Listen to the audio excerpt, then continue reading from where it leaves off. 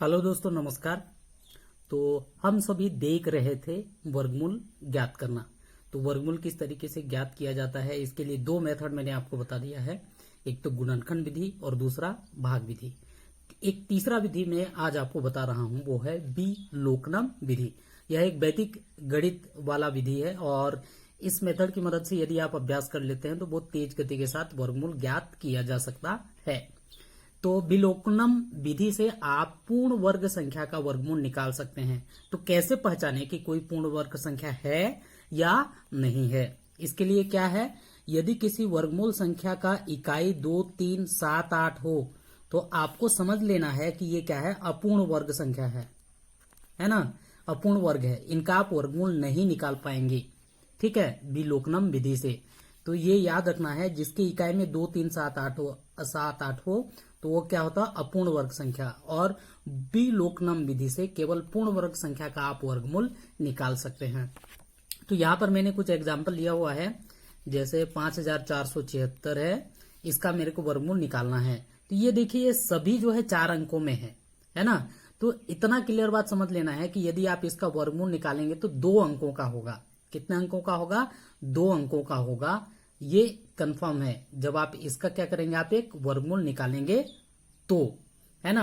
तो विलोकनम विधि में सबसे पहले आपको क्या करना होता है, आप 2-2 का जोड़ा बना लीजिए। ये मैंने 2-2 का जोड़ा बना लीजिए। अब उस दो अंकों की पहली संख्या आपको निकालना है जो इकाई में होगा। तो इकाई में होगा तो उसके लिए क्या करना होगा, इस पहली जोड़ी का यहां पर देखिए इकाई में कितना है, 6। ऐसा कोई संख्या सोचिए जिसको दो उसी संख्या से गुणा करने पर 6 आता है। तो वो संख्या कौन सा है? 4, क्योंकि 4 चौके कितना आता है, 16। इसके अलावा और कौन सा संख्या है? 6, 6 कितना होता है, 36। तो वो संख्या या तो 4 भी हो सकता है और उसकी इकाई में 4 भी हो सकता है, या तो उसकी इकाई में कितना हो सकता है, 6।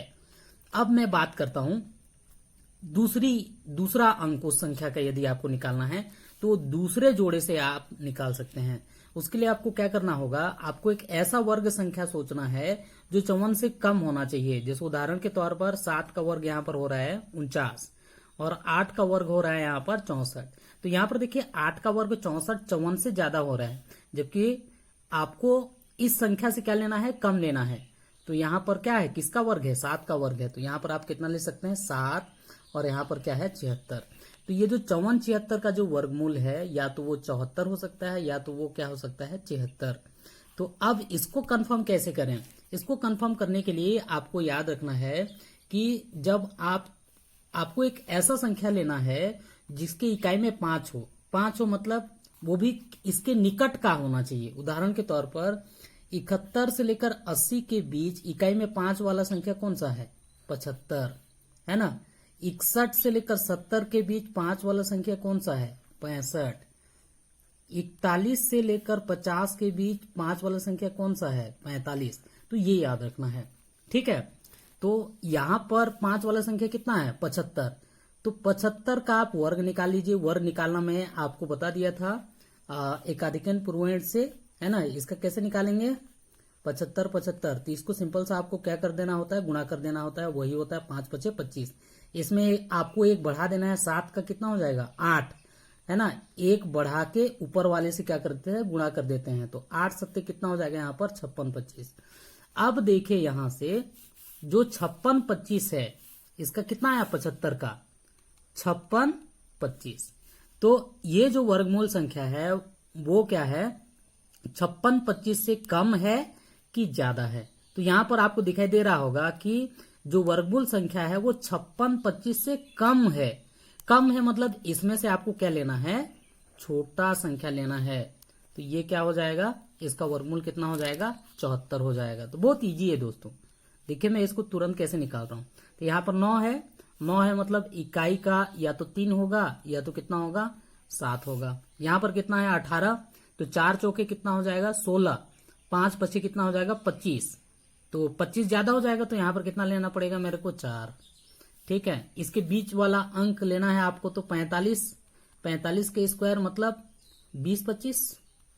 अब देखिए जो 20 25 है, 20 25 से ये क्या है, कम है। तो इसका वर्गमूल कितना हो जाएगा, 43।